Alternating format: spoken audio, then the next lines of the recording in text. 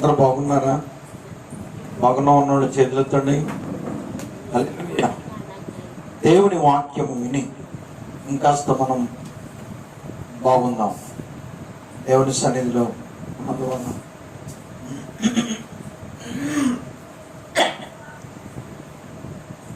మనం ఎంత భాగ్యవంతులము.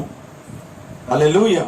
ఈ రాత్రి మీతో వాక్యం పంచుకునే కృపాభాగ్యం దేవుడు నాకు దయచేసినందుకు నేను ఆయనకు వందనస్తులై ఉన్నాను. అలాగే మీరు కూడా దేవుని వాక్యం వినడానికి మీకు దేవుడు చెప్పిన కృపను బట్టి మీరు కూడా ఆయనకు వందనస్తులై వెరచి మనం అందరం ఒకసారి ఇక్కడికి దేవుని స్తోత్రం చెప్తాం. హల్లెలూయా. దేవుని పరిశుద్ధ నామానికి మహిమ కలుగును గాక. ఆమేన్. ఈ పూట మన ధ్యాన వాక్యంగా యాకోబు పత్రిక 5వ అధ్యాయం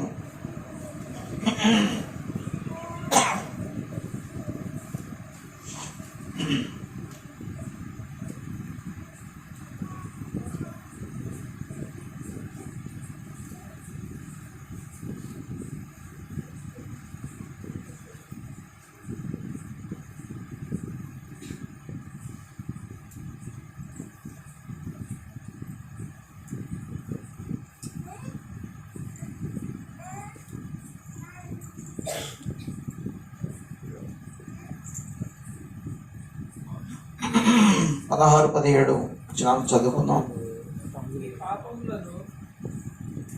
మీ పాపములను ఒకరితో ఒకడు ఒప్పుకొనడి, మీరు స్వస్థత పొందినట్టు ఒకరి కొరకు ఒకరు ప్రార్థన చేయండి. నీతిమంతుని విజ్ఞాపన మనఃపూర్వకమైనదై బహు బలము గలదై ఉండును. ఏలియా మన వంటి స్వభావం గల మనుష్యుడే వర్షింపకుండానట్టు అతను ఆసక్తితో ప్రార్థన చేయగా 3.5 సంవత్సరముల వరకు భూమి మీద వర్షింపలేదు. అతడు మరలా ప్రార్థన చేయగా ఆకాశము వర్షమిచ్చెను, భూమి తన ఫలం ఇచ్చెను.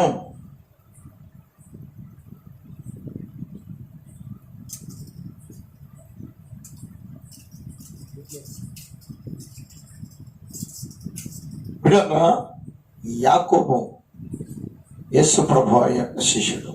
స్వయన యేసు ప్రభువు వారి తర్వాత మరియమ్మ గారికి పుట్టిన వ్యక్తి. యాకోబు మొదట యేసు ప్రభువు వారిని అంగీకరించాలి. చిన్నతనం ఈయన బోధ మొదలుపెట్టినప్పుడు ఈ యాకోబు అనే వ్యక్తి యేసు ప్రభువాన్ని అంగీకరించినటువంటి పరిస్థితులు ఏ ప్రవక్త అయినా స్వగ్రామంలో ఘనత అందుట అసంభవం అని యేసు ప్రభువారు కూడా చెప్పాడు. వారు గ్రహించనటువంటి సమయం యేసు ప్రభువుని ఆయన ఆరోహణమై వెళ్ళిపోయిన తర్వాత యాకోబు యేసు ప్రభు గురించి తెలుసుకొని అనగా కాదు కానీ స్వయాన పరలోకం నుంచి వచ్చి మార్గాన్ని చూపెట్టిన వాడుగా ఆయన తర్వాత ఆయన మార్గాన్ని అనేకులకు తెలియపరచాలని దేవుని సేవ చేసి నాకు సాక్షి అయ్యాడు. హల్లెలూయా. ఆయన రాస్తున్న పత్రిక యాకోబు పత్రిక. ఆయన ప్రార్థన యొక్క ప్రత్యేకత, ప్రార్థన యొక్క అవసరత, మనుషులు స్వస్థపరచబడాలి అంటే దానికి ముందు మనుషులు ఏం చేయాలి అని, నిజంగా మనిషి ప్రార్థన చేసినప్పుడు మహిమలో ఉన్న దేవుడు ఆలకించి మహిమలో నుంచి తన ప్రభావమును పంపించి శూన్యములో ఉన్న తన మాట వినేటువంటి మేఘములను, ప్రకృతిని తన సేవకుని మాటకు లోబడేట్టుగా చేసి ప్రకృతిని అదుపు చేసినటువంటి దేవుడు.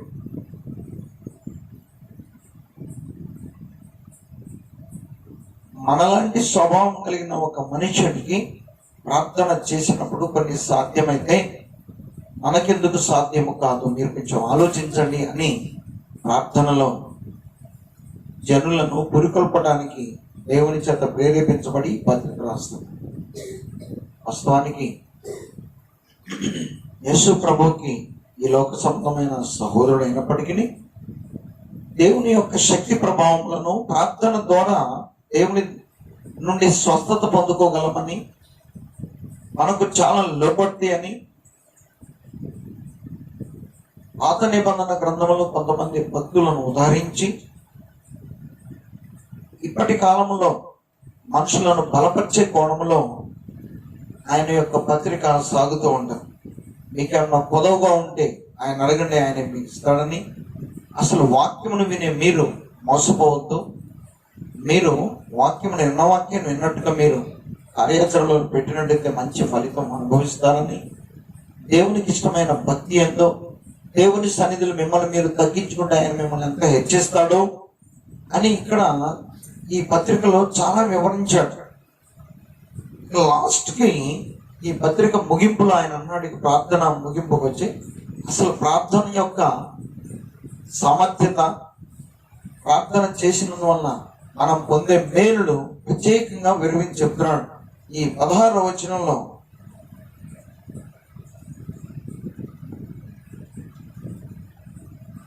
ఎవరన్నా రోగులుగా ఉంటే వారి దగ్గరకు వెళ్ళి నూనె రాసి ప్రార్థన చేసినప్పుడు ఆ ప్రార్థన విశ్వాసంతో నిండుకొనిన ప్రార్థన అయితే ఖచ్చితంగా రోగి స్వస్థపరచబడతాడు.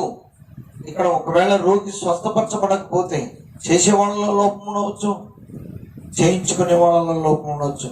వెరచి ఇప్పుడు మనం గమనించాల్సిందంటే ప్రార్థన చేసే వాళ్ళల్లో లోపాన్ని బట్టి ఒకవేళ ఆ ప్రార్థన ఫలించకపోవచ్చు. అయ్యి మనలా సవరించుకొని వారు నీతియుక్తమైన బలులుగా నీతి అనుసరించిన వారైనట్టు వారు నీతివంతమైన జీవితంలోకి వచ్చి మళ్ళా దేవునికి మొరపెడితే ఖచ్చితంగా నీతిమంతుని ఏమన్నాడు, నీతిమంతుని విజ్ఞాపన మనకు పూర్వకమైనదై బహు బలమగలదై ఉండును అని 17వ వచనంలో ఏలియా మన వంటి స్వభావం కలిగిన మనుష్యుడే.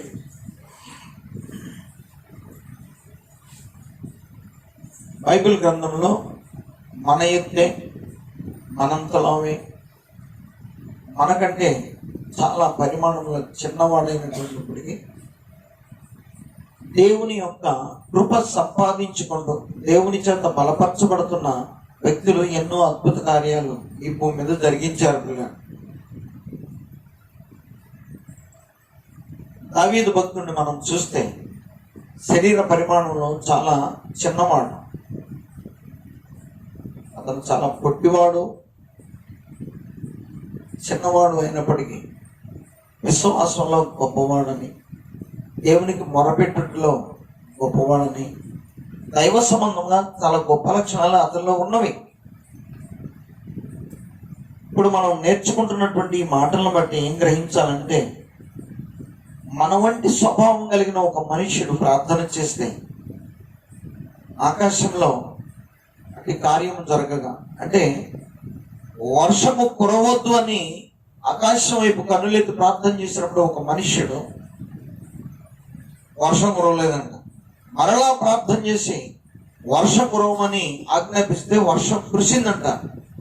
ఆయనకు అతీతమైన శక్తులేమి లేవు, కానీ అవసరాన్ని బట్టి ప్రార్థన చేసినప్పుడు దేవుని కార్యము జరగటం చూశాను. అలాగనే యెహోషువ ప్రార్థన చేసినప్పుడు, మరి యుద్ధం జరుగుతూ ఉన్నప్పుడు దేవుని యొక్క జనాంగమైన ఇశ్రాయేలీయులు ఓడిపోకుండా యుద్ధం కొనసాగుతూ ఉండాలని, సూర్యుడు చంద్రుడు వారి యొక్క స్థానాలలో నిలబడి ఉండాలని ప్రార్థన చేయగా, గిబియోనులో సూర్యుడు, అయాలు లోయలో మరి చంద్రుడు అలాగని ఉండిపోయినట్టుగా మరి ఈ భూమి మీద మనం చూడగలం. ఇది చరిత్ర సత్యం. ఒక భక్తుడు ప్రార్థన చేస్తే దేవుడు ఆలకించి అంత గొప్ప కార్యాలు చేశాడు. ఇక్కడ ఏలియాని జ్ఞాపకం చేసుకుంటున్నాడు. ఏలియా రోషము కలిగిన దేవుడు, భక్తుడు. రోషము కలిగిన దేవునికి రోషము కలిగిన భక్తుడు ఏలియా. ఏలియా పిల్లగా శారీరకమైన మరణము పొందలేదు, దేవుని చేత కొనుకోబడ్డాడు అగ్ని రథముల మీద. ఆ తర్వాత యోహానుగా వచ్చి శిరచ్ఛేదనం చేయబడ్డాడు. అదేవిధంగా యోహాను కూడా రోషం కలిగి ముక్కుసూటిగా మరి పాపులను హెచ్చరించి ఆయన శిరచ్ఛేదనం చేయబడ్డాడు, హతసాక్షి అయిపోయాడు. భక్తుని యొక్క భక్తిని గురించి ఈ యాకోబు గారు మనకు తెలియపరుస్తున్నాడు. ఏలియా అనువంటి స్వభావం కలిగిన వాడు. వర్షము కురవద్దని ఆయన ప్రార్థన చేయగా 3.5 సంవత్సరాలు వర్షము భూమి మీద కురవలేదు. హల్లెలూయా. వర్షము కురవద్దని ఆయన ప్రార్థన చేయగా వర్షము కురవలేదు. వర్షము కురవలేదు. ఏంటండి ఆ భక్తి? ఏంటండి ఆ రోషం? ఏంటి ఆ విశ్వాసం? ఏంటి ఆ పట్టుదల? అపోస్తలుడైన పౌలు గారు రోమీయులను బలపరుస్తూ ఒక మాట అన్నాడు, ఆత్మయందు తీవ్రత, ప్రార్థన యందు పట్టుదల,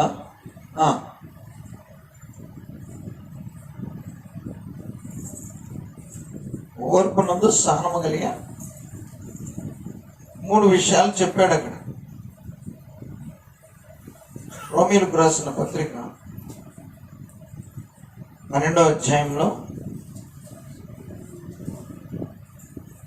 శ్రమయందు ఓర్పు గలవారై,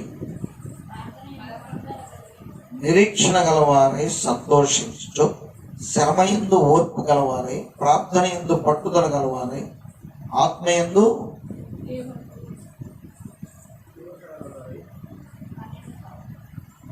వచ్చినాయి కదా. ఆసక్తి విషయంలో 11 నుంచి చదవండి పిల్లారా. ఓకే, ఆసక్తి విషయంలో మాంద్యులు కాక ఆత్మయందు తీవ్రత గలవారై ప్రభువును సేవించుడి, నిరీక్షణ గలవారై సంతోషించుడి, శ్రమయందు ఓర్పు గలవారై, ప్రార్థన యందు పట్టుదల గలవారై కలిగి ఉండుడి. హల్లెలూయా. నేను అనుకున్నాను చదువుతుంటే ఏలియా గారు ఈ లక్షణాలు పుష్కలంగా ఉన్నాయని నేను అనుకున్నాను. నాతో ఏకీపించేవాళ్ళు ఏకీపించగలరా ఇది నిజమే అని నాకు అనిపించింది. ఏలీ గారికి ఆత్మీయందు తీవ్రత ఉన్నది. అది 1 రాజుల గ్రంథము 17వ అధ్యాయం మనం చూస్తే ఒకసారి ఆయనకు ఒక పరిస్థితి ఎదురవుతుంది. 900 మంది ప్రవక్తలు, అషేరా బయలు దేవతలు 2 దేవతలు ఉండగా 900 మంది ప్రవక్తలు. ఆ దేవతకి 450 మంది ప్రవక్తలు, ఈ దేవతకి 450 మంది ప్రవక్తలు. ఈ భూమి మీద దేవుడు సృష్టించిన భూమి మీద దేవుడి చేత సృష్టించబడిన మనుషుల మధ్య ఆ దేవతలను ఆరాధిస్తుంటే ఆత్మని ఆయనకు తీవ్రము పెరిగిపోయింది. అప్పుడు అన్నాడు అహాబు రాజుతో, నీవు ఆ జనులందరినీ, నీ ప్రవక్తలందరినీ, అహాబు ఇశ్రాయేలీయుల రాజు, దేవుని ఆజ్ఞను మీరి దేవునికి కోపం పుట్టించి అతను అనే దేవత ఆరాధకుడై దేవుని కోపం పుట్టించిన సమయంలో ఈ దేవతలను తన భార్య ద్వారా ప్రేరేపించబడి ఆరాధిస్తున్నటువంటి సమయంలో అతనుకు ఆత్మయందు తీవ్రత కలిగి, సరే మీరు అలాంటి చోటుకు వారిని తీసుకురాడని చెప్పి అలా తప్పించి 900 ప్రవక్తల ముందు మీ దేవతలకు మీరు ప్రార్థన చేయండి, నా దేవునికి నేను ప్రార్థన చేస్తానని తన తీవ్రమైనటువంటి స్థితిని కనపరిచాడు. అక్కడ అద్భుతంగా దేవుడు తన ప్రార్థన ఆలకించి ఏం కార్యం చేశాడు పిల్లరా? చదవండి 1 రాజుల గ్రంథము చదవండి 18వ అధ్యాయం ఏలియా జనులందరి దగ్గరకు వచ్చి ఏలియా జనులందరి దగ్గరకు వచ్చి ఎన్నాళ్ళు మటుకు మీరు రెండు తలంపుల మధ్య తడబడుచుందురు. చాలా గమనించండి, ఇక్కడ మీరు రెండు తలంపుల మధ్య ఉండటం నాకు ఇష్టం లేదు. క్లియర్ చేయాలి ఈ పూట. మనలో ఎంతమంది రెండు తలంపుల మధ్య వెనక ముందు పీకులాట్లో ఉన్నారు? ప్రార్థన జీవితంలో చాలా మందికి రెండు తలంపులు ఉంటాయి. ఈ రెండు తలంపుల మధ్య మనం కొట్టుమిట్టాడుతున్నప్పుడే సైతాను మనల్ని దెబ్బ కొట్టుద్ది, శోధనలోకి ప్రవేశింపచేసింది. గిలగిలా కొట్టుకుంటాం, ఓడిపోయిన వాళ్ళలాగా బిక్కమొగాలు వేసిపోతాం. అయ్యో దేవుడు నాకు సహాయం చేయండి. దేవుడు సహాయకుడు ఎల్లప్పుడూ. కానీ నీలో ఆసక్తి, నీలో తీవ్రత, నీలో పట్టుదల చూడగానే మరలా నిన్ను ఛార్జ్ చేస్తాడు, శక్తితో నింపుతాడు. ఏలియా గారికి ఈ విషయం చూసినప్పుడు మరే బాధ కలిగింది. సావో రేవో ఈ దినాన్ని తెలుసుకుని ఒకటి ఆయనకి స్పష్టమైంది, తాను నమ్ముకున్న దేవుడు నిజ దేవుడు, సర్వశక్తిమంతుడు. తన ఎదుట ఏ దేవతలకు దేవుళ్లకు ఏ అధికారము లేదు, ఆయనే సర్వాధికారి అని అదేది వీళ్ళకి నేను తెలియపరచాలని మాకు తీవ్రము కలిగి ప్రార్థన చేయటం మొదలుపెట్టాడు. అతను ఏమంటాడంటే, ఆహాబు ఏలియాను చూచి 17వ వచనం, ఇశ్రాయేలు 18వ అధ్యాయం 17వ వచనం, ఆహాబు ఏలియాను చూచి ఇశ్రాయేలు వారిని శ్రమ పట్టి వాడువు నీవే కావాయని అతనితో అనగా, అతడు నేను కాను, యెహోవా ఆజ్ఞను గైకొనక బయలు దేవతను అనుసరించు నీవును నీ తండ్రి ఇంటి వారును ఇశ్రాయేలు వారిని శ్రమ పెట్టు వారై ఉన్నారు. ఇశ్రాయేలుకు రాజువై వారిని చక్కటి పరిపాలనతో పరిపాలించి దేవుళ్ళు నడిపించవలసిన వాడమైన రాజువైన నీవే దేవుణ్ణి దుఃఖపెట్టువాడు. దేవుని ఆజ్ఞలను మీరి నీ ఇష్టం వచ్చినటువంటి భక్తి చేసి నీవు అలా చేస్తున్నావు, నువ్వు దుఃఖపెట్టేవాడు, నేను కాదు అని ఇక రోషం మొదలయ్యి ఎంత తీవ్రంలోకి ఎడుతుందంటే, అయితే నీవు ఇప్పుడు ఇశ్రాయేలు వారిని అందరినీ యెజబెలు పోషించుతున్న బయలుదేవతల ప్రవక్తలు 450 మందిని, అషారాదేవి ప్రవక్తలు అయిన 400 మందిని నా యొద్దకు కర్మెల పర్వతమునకు పిలువనంపమని చెప్పాను. ఆహాబు ఇశ్రాయేలు వారందరి యొద్దకు దూతలను పంపి ప్రవక్తలను కర్మెల పర్వతమునకు సమకూర్చాను. ఆహాబు కూడా అనుకున్నాడు, నా పక్షాన 450 ప్రవక్తలు, 400 మంది ప్రవక్తలు, 2 దేవతలు, ఇంతమంది ఉండగా ఈ ఏలియా అనేటువంటి ఈ ప్రవక్త ఒక్కడు ఏమి నిరూపించగలను అనుకున్నాడు.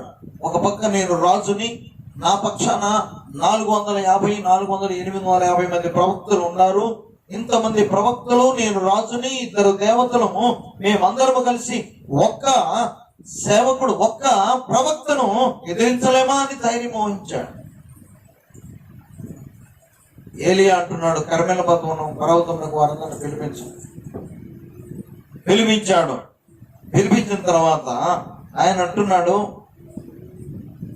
అసలేంటి ఎంతకాలము మీరు ఈ తలంపుల మధ్య, ఇందాక ఆ మాట ఎక్కడ చదివారు మీరు చదవండి, ఎన్నాళ్ళ మటుకు మీరు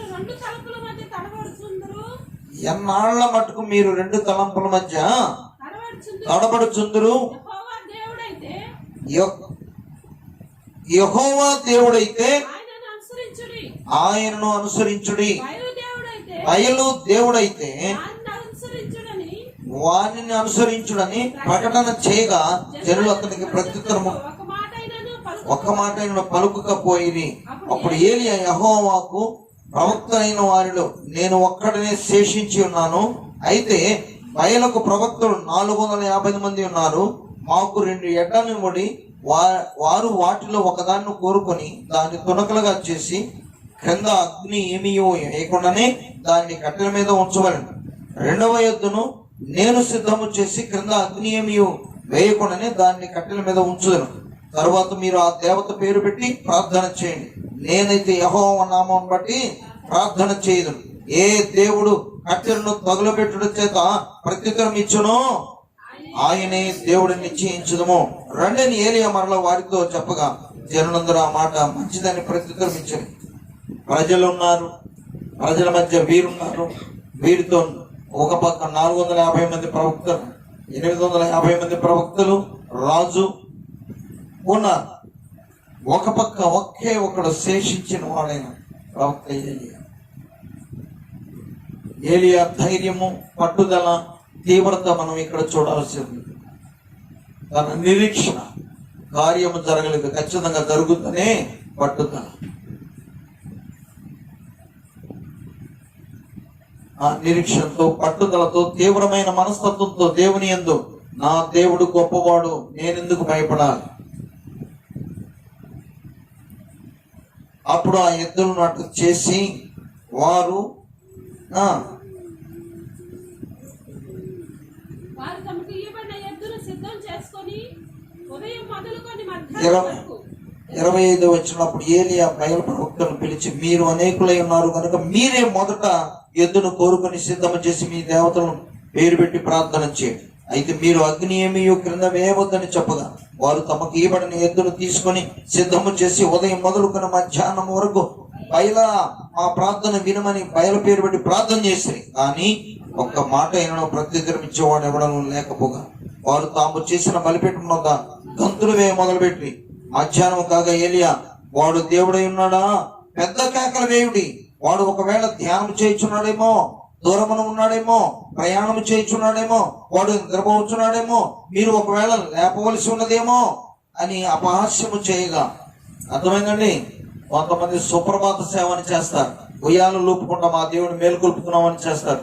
ఎంత దుర్మార్గం! సృష్టికర్త అయిన దేవుడు సృష్టిని సృష్టించగా సృష్టి మధ్య వారి ఇష్టం వచ్చిన బొమ్మలు చేసుకుని వారి ఇష్టం వచ్చిన పేరుతో వీరి దేవుళ్ళని చెప్పి ఆరాధించడం ఎంతవరకుది? రోషము కలిగిన సేవకుడు వారిని బాహాటంగా చెప్తూ ఉన్నాడు, పిలవండి మీ దేవతలను, నిద్ర లేపాలేమో. మన ఆంధ్రప్రదేశ్ లో నిద్ర లేపే పూజలు కూడా ఉన్నాయి, తెలుసా మీకు? మేలుకొలుపు సేవ. ఎంత విచారకరం! నిజదేవుని ఎదుట ఇసమంటి కార్యములు జరుగుతుండగా నిజదేవునికి కోపం వస్తే ఎటువంటిది పిల్లారా?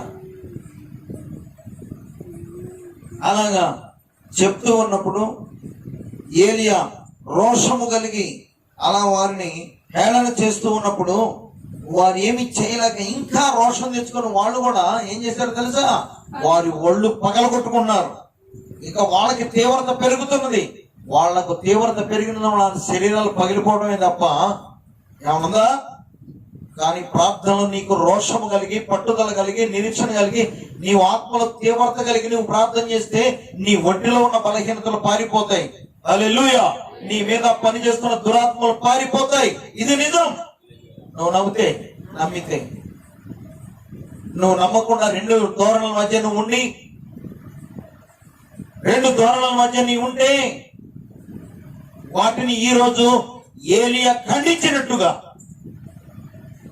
నీవు ఖండించగలిగితే, నీ బలహీనతను నువ్వు ఒప్పుకొని, నా బ్రతుకేంటి, నీ నామమును స్తుతిస్తున్న నేను ఈ రెండు ధోరణుల మధ్య ఉండడానికి తేలిపోవాలి.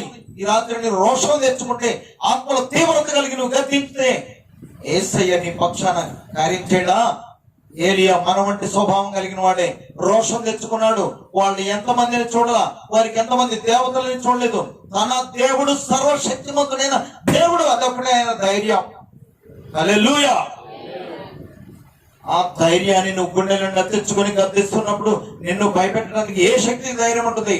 హల్లెలూయా!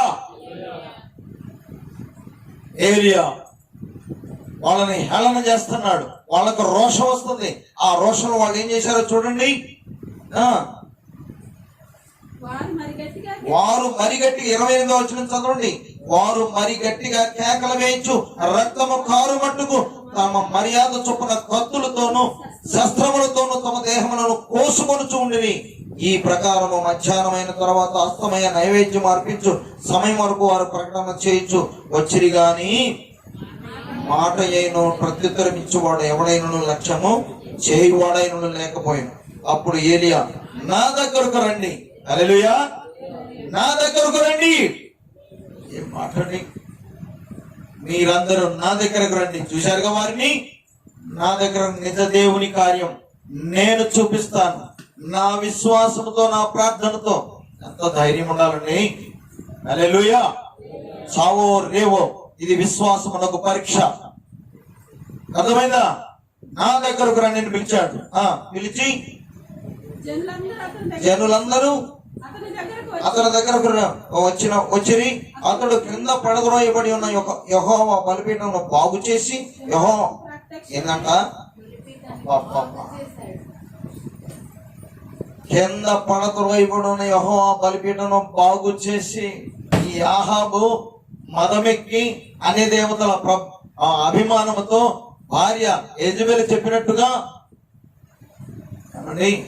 ఆ బయలు అషేరా దేవతలు ఆరాధించాలని ఈ నిజ దేవుని బలిపీఠంలో పడద్రోయేసి ఆ బలిపీఠంలోకి దేవతా స్తంభాన్ని పెట్టాడు. అది ఆయనకు కలిగిన బాధ. నీకు ఎప్పుడన్నా కలుగుతున్న బాధ? నిజ దేవునికి వ్యతిరేకంగా నువ్వేమన్నా చూసినప్పుడు, మాట్లాడినప్పుడు నీ తీవ్రత ఎలా ఉంది? వాళ్ళంతేలే, నేను ఇంతేలే అని సర్దుకుంటున్నావా? రెండు దూరాల మధ్య నువ్వు సాగిపోతున్నావా? నీ భక్తి క్లియర్ చేయవలసి ఉన్నది కదా, నువ్వు తేల్చవలసి ఉన్నది కదా. అలా నువ్వు రోషం తెచ్చుకుంటే నా ప్రియ దేవుని బిడ్డలారా, ఈ రాత్రి అటు రోషం నాకు దయచేయండి ప్రభు. నేను క్లియర్ గా, స్పష్టంగా, మంచి నిరీక్షణతో, పట్టుదలతో, తీవ్రమ కలిగి నేను నిన్ను నమ్ముకొని నిన్ను కొనసాగుతాను. అంటే నీవు జయించనిది అంటూ ఏమీ ఉండదు. ఏలియా చూడండి, పడిపోయిన బలిపీఠమును బాగు చేసి యెహోవా వాక్కు ప్రత్యక్షమై, నీ నామము ఇశ్రాయేలు అగునని వాగ్దానము నొందిన యాకోబు సంతతి గోత్రముల లెక్క చొప్పున 12 రాళ్లను తీసి ఆ రాళ్ల చేత యెహోవా నామమున ఒక బలిపీఠమును కట్టించి, దాని చుట్టూ 2 మానికల గింజలు పట్టునంత లోతుగా కందకము ఒకటి తవ్వించి, కట్టెలను క్రమంగా పేర్చి ఎద్దును తునకలుగా చేసి ఆ కట్టెల మీద ఉంచి, జనములు చూచుచుండగా మీరు 4 తొట్ల నిండా నీళ్లు నింపి దహన బలి పశు మాంసం మీదను కట్టెల మీదను పోయుడని చెప్పాను. ఆ మాంసము, నీళ్లు నిండిపోయే మాంసం అంతా నీళ్లతో నింపారు. మాంసాన్ని కూడా నీళ్లతో నిండిపోయిన ఆ మాంసం ఇప్పుడు కాలాలి. హల్లెలూయా. కాలాలి. నిన్ను నింపిన ఆలోచనలు కాలిపోవాలి. నీకు వ్యతిరేకంగా నిన్ను శరీరంలో నిండిపోయిన ఆ రోగము కాలిపోవాలి. హల్లెలూయా. నీ రోషాన్ని చూసి, నీ పట్టుదలను చూసి, నీ ఆసక్తిని చూసి, నీ దేవుని విషయమై నువ్వు గతించే గర్జనను చూసి, హల్లెలూయా, కొన్ని రాగాలతో మూలుగులు చిన్నగా దీంతో కాదు. దేవుడు రోషము కలిగిన దేవుడు. దహించు అగ్ని. నీ దేవుని శక్తి గురించి, తన రోషముల గురించి నువ్వు తెలుసుకొని నువ్వు నిలబడితే ఆయన పక్షాన. మనం వాక్యం చదువుకున్నాం కదా, 2వ దినవృత్తాంతాల గ్రంథం 15వ అధ్యాయం. యూదా ఆసా, యూదా వారలారా, యూదా రాజు గురించి. ఇక్కడ ఇశ్రాయేల్ రాజు బుద్ధి చూడడానికి ప్రవక్త పనిచేస్తున్నాడు. అక్కడ యూదా రాజు ఆసా, ఆ యూదా రాజు ఆయన భయపడుతున్న దేవుడు మరొకటి దేవుడు చేసిన కార్యాన్ని బట్టి ఒక అతని మీదకి దేవుని ఆత్మ వచ్చి ప్రవచిస్తున్నాడు. ఏమని? ఆసా, యూదా వారలారా, బెన్యామీనులారా. 15వ అధ్యాయము 2వ వచనం. 2వ దినవృత్తాంతాల గ్రంథము 15వ అధ్యాయం 2వ వచనం ఏమన్నది? ఆసా, యూదా వారలారా, బెన్యామీనులారా, మీరందరూ నా మాట వినుడి. మీరు యెహోవా పక్షము వారైన యెడల. హల్లెలూయా, హల్లెలూయా. అసలు చప్పట్లు కొట్టాలి కదా. నీవు దేవుని పక్షముగా ఉంటే దేవుడి నీ పక్షాన ఉంటాడా లేడా? ఆహాబు రాజు పక్షాన 850 మంది ప్రవక్తలు, 2 దేవతలు అతని పక్షాన ఉన్నాడని విరవీగాడు. కానీ ఏలియా ముక్కోని ధైర్యంతో, పట్టుబిడని పట్టుదలతో, అబ్బా ఒక్కడ మిగిలి నేనొక్కడనే శేషించున్నాను, అయితే నేను ఒక్కడైనా నా పక్షాన దేవుడు ఉన్నాడు, ఇది నా ధైర్యం, రండి చూసుకుందాం అని అన్నాడు. సైతానా రా, రోగమా చూడు ఏం చేస్తావు, కరోనా చూసుకోరా అని నువ్వు అనగలిగితే క్రీస్తు రక్తంలో అది కాలిపోదు. హల్లెలూయా. నీ విశ్వాసం గర్జించాలి. అర్థమైందా? నీవు మూసిన ముత్యమాల ఉంటే నీవు ప్రజలలో లేవు దేవుని కొరకు. అర్థమైందా? ఆ ముత్యం బయటకు వచ్చి ఆ కార్తీకాన్ని వెలవెలబోతాయి. ఓపెన్ అవ్వాలి, నోరు తెరవాలి. ఏలియా నోరు తెరుస్తున్నాడు, సవాల్ చేస్తున్నాడు, గర్జిస్తున్నాడు. వారిని ఒక పక్క హేళన చేస్తున్నాడు. వారి కోపం వచ్చి ఒళ్ళు బగలు కొట్టుకున్నారు. ఇప్పుడు సాగుపోతున్నారు. అంతే వాళ్ళ పని. నిజదేవుని పక్షమున మనం నిలబడగలిగితే ఆయన నీ పక్షాన యుద్ధములు చేస్తాడు. అర్థమైందా? తర్వాత ఏం జరిగిందండి?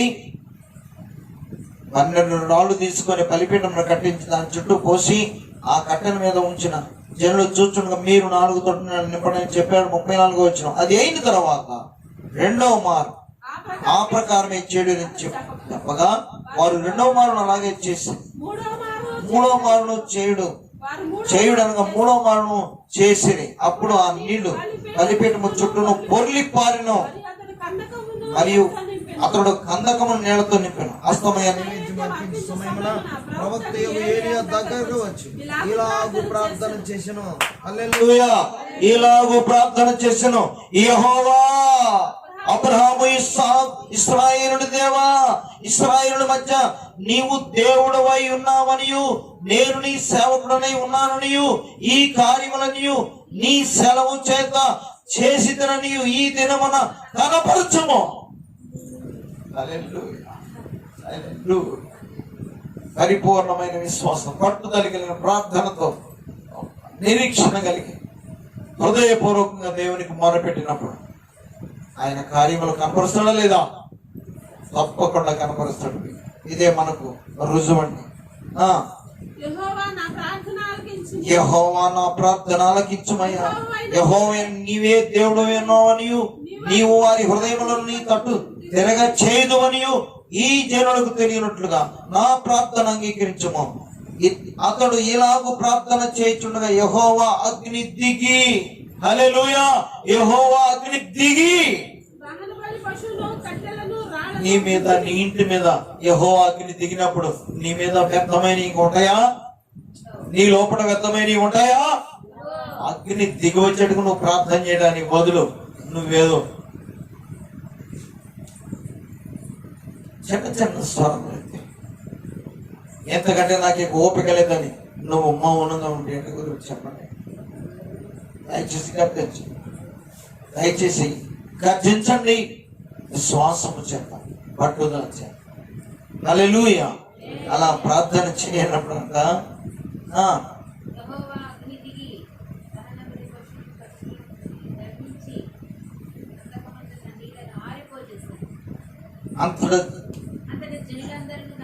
అంతటా అతడు ఇలాగ ప్రార్థన చేయుచుండగా యెహోవా అగ్ని దిగి దహన బలి పశువును కఠిన రాళ్లను బుగ్గిని దహించి కందకమందు ఉన్న నీళ్లను ఆరిపోజేసాను. అంతటా జనులందరూ దాన్ని చూచి సాగిలపడి యెహోవాయే దేవుడని, యెహోవాయే దేవుడని కేకలు వేసి మరొకసారి మనం కేకేద్దాం. హల్లెలూయా. అంటే మన ద్వారా ఒకసారి మనం గట్టిగా రుజువుపరుస్తాం. ఆనాడు జరిగిన దానికి ఈనాడు మనం కేకలేస్తుంటే, ఆనాడు జరిగిన ఆశ్చర్యకార్యాలు ఈనాడు మీలో జరిగిస్తుంటే నా యేసయ్య. హల్లెలూయా. అంత గట్టి పట్టుదల నాకు రావాలి ప్రభు, అంత రోషం, అంత తీవ్రత నాకు కలగాలి ప్రభు. ఖచ్చితంగా నిన్ను బలహీనపరుస్తున్న ఏ సమస్య అయినా సరే యేసు నామమున వెళ్ళిపోద్ది అంతే. హల్లెలూయా. ఆమేన్. అప్పుడు ఏలియా ఆ ప్రవక్తను చూడండి పిల్లరా, 40 వచనం. అప్పుడు ఏలియా వాక్యనైనా తప్పించుకొని పోయేక బయలు ప్రవక్తను పట్టుకుని వారిని సెలవేగా ఏలియా పట్టుకోలేక ఎవరు పట్టుకున్నారు? అక్కడ ఉన్న జనమే. ఎందుకు? దేవుని కార్యం చూశారు. హల్లెలూయా. ఏం చూశారు? దేవుని కార్యము చూశారు. చూసిన ఆ జనులకు రోషం పుట్టింది. నిజ దేవుని ముందు, నిజ దేవుని సేవకుని మీరు ఇంత కించపరుస్తారా? ఇది ఎంత అన్యాయం! మీరు ఇంతమంది కలిసి ఈ సేవకుడిని, నిజ దేవుడిని కించపరుస్తారా అని ఆదిలో చావగొట్టేస్తాడు, ఒక్కళ్ళని కూడా మాది. ఇది విజయం. అర్థమైందా పిల్లలు? అట్టి విజయం మన కొరకు ముందున్నది. మనం నిజంగా నిరీక్షించి విశ్వాసం కలవాలి. అర్థమైందా పిల్లరా? అతను ఎలాంటి స్వభావం కలిగిన వాడు? దేవ స్వభావం కలిగిన వాడా? మంత్ర విద్యలు వచ్చా? దేవ విద్యలు వచ్చా? అతనికి అతీత శక్తులేమీ లేవు. మనలాంటి వాడే. కాకపోతే అతని గుండెల నిండా నిజ దేవునికి వ్యతిరేకమైన పరిస్థితి నుంచి రోషం కలిగి దేవునికి మహిమకరంగా ఉండవలసిన మన దేహాన్ని చీకటి శక్తులు బంధించినప్పుడు, మన చేత దేవుడు మహిమపరచనీయకుండా ఒట్టిగా నిద్రపుచ్చుతున్నప్పుడు, వ్యర్థమైన విధంగా మనం జీవిస్తున్నప్పుడు, మత్తులమై మనల్ని మందగిస్తున్నప్పుడు, ఆ మందపుతనాన్ని విడిచిపెట్టి రోషం తెచ్చుకొని ఉవ్వెత్తులు లెగిసి పడితే యేసయ్య కొరకు, యేసయ్య మన పక్షాన ఉండి ఆయన ఏమన్నాడు? మీరు మానవులైనప్పటికీ నా యందు విశ్వాసం ఉంచి విశ్వాసంతో మీరు అడిగినప్పుడు మీరు నాకంటే గొప్ప కార్యములు చేస్తారు. హల్లెలూయా! నాకంటే గొప్ప కార్యం. మన స్వభావం కలిగిన వాళ్ళ మానవులమే అయినప్పటికీ మన వలన ఆయన చేసిన కార్యముల కంటే యేసయ్య నామంలో విశ్వాసం ఉంచి ప్రార్థన చేసినప్పుడు మనకంటే గొప్ప కార్యములు మన ద్వారా జరిగిస్తారు. హల్లెలూయా! హల్లెలూయా! కావున పిల్లరా, మన వంటి స్వభావం కలిగిన ఏలియాకు అంత రోషం ఉంటే నీ రోషం ఏమైంది? మన వంటి స్వభావం కలిగిన ఏలియాకు అంత విశ్వాసం ఉంటే నీ విశ్వాసం ఏమైంది? ఏలియా మన వంటి స్వభావం కలిగిన వారికి అంత పట్టుదల ఉంటే నీకు పట్టుదల ఉండదా? అంటే పట్టుదల, ఆసక్తి, అర్థమైందా? ఆత్మలో తీవ్రత నీకు ఉండేలా నీవు ఏది అడిగినా దేవుడు నీకు ఇస్తాడని ఈ రాత్రి మనం చేస్తున్నాను. చేతులు జోడించి దయచేసి మీరు మెత్తగా ఉండవద్దు. నా నినాదం ఇదే. ఈరోజు మిమ్మల్ని ప్రేరేపిస్తున్న వాక్యం ఏంటంటే, మనం ఒక మాట చదువుకున్న 11వ వచనం ఒకసారి చదవండి. కొరింథీయులకు రాసిన పత్రిక. ఆసక్తి విషయంలో మీరు అందరికీ ఆసక్తి ఉన్నదని మందమెక్కున్నాం, అందుకని త్వరగా ప్రార్థనకు రాలేకపోతున్నాం. అర్థమైందా? ఆసక్తి విషయంలో మీరు మాంద్యులు కాక ఆత్మయందు మీరు తీవ్రత గలవారై ప్రభువుని సేవించండి. సేవించడానికి అమ్మ ప్రార్థనకు రండి, రాలేకపోతున్నాం. త్వరగా పరుగు తీసి అలా వచ్చిన నిన్ను చూసి దేవుడు మార్గంలో తన శక్తితో నింపడా? నువ్వు వస్తుంది ఎందుకు? గెలవడానికి, ఓడిపోవడానికి కాదు. నిన్ను ఓడిస్తున్న సైతాను నువ్వు గెలవడానికి. హల్లెలూయా!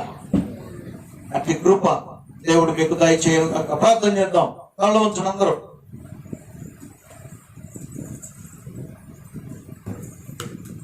పరిశుద్ధ ప్రేమ కలిగిన గొప్ప దేవాన్ని వందనాలు, స్తోత్రాలు. ఈ రాత్రి మాతో మీరు సూటిగా మాట్లాడారు.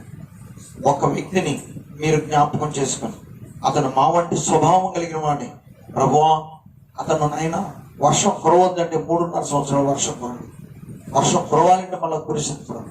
అతని రోషాన్ని, పట్టుదలని, ఆసక్తిని చూసి ప్రభువా, అయ్యా నేను ఆ ఏరియా భక్తుల్లో నేను అవే చూశాను ప్రభు.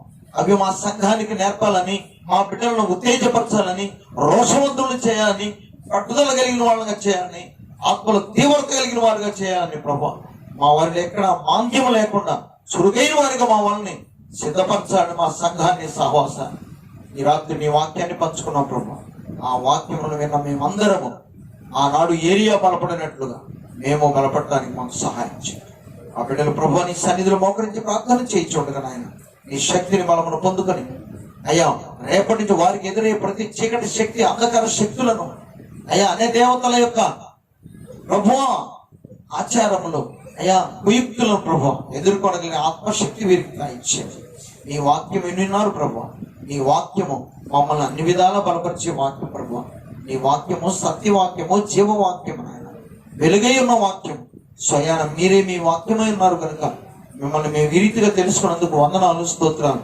ఆ దినాన ఏలియాని బలపరిచిన దేవుడా మమ్మల్ని బలపరచమని అయ్యా మీకు ప్రార్థన చేస్తున్నాం. మా ప్రార్థనలు ఆలకించి మీ కృప దయచేయండి. రేపటి కొరకు పెద్దలక్కడ మమ్మల్ని సిద్ధపరిచి రేపు ఆరాధనలు మేమందరము నిన్ను ఆరాధించి నిన్ను మహింపరిచి నీ కృపకు సహాయం చేయను ప్రభువా. ఎంతమంది బలహీనులు బాధల్లో ఉన్నారు, బలహీనులై ఉన్నారు, అనారోగ్యంలో ఉన్నారు, చీకటి శక్తుల చేత పీడించబడుతున్నారు. అందరినీ మీ కృపగల హస్తాలకు అప్పగించుకొని మీ కృపను కోరుకుంటున్నాను. మీరే వారిని బలపరిచి నడిపించమని, జయములోకి నడిపించమని, బలపరిచి మీకు మహిమకరంగా వారిని నిలబెట్టమని యేసయ్య పుణ్యనామం బట్టి అడిగి వేడుకొనుచున్నాము పరమ తండ్రి, ఆమేన్.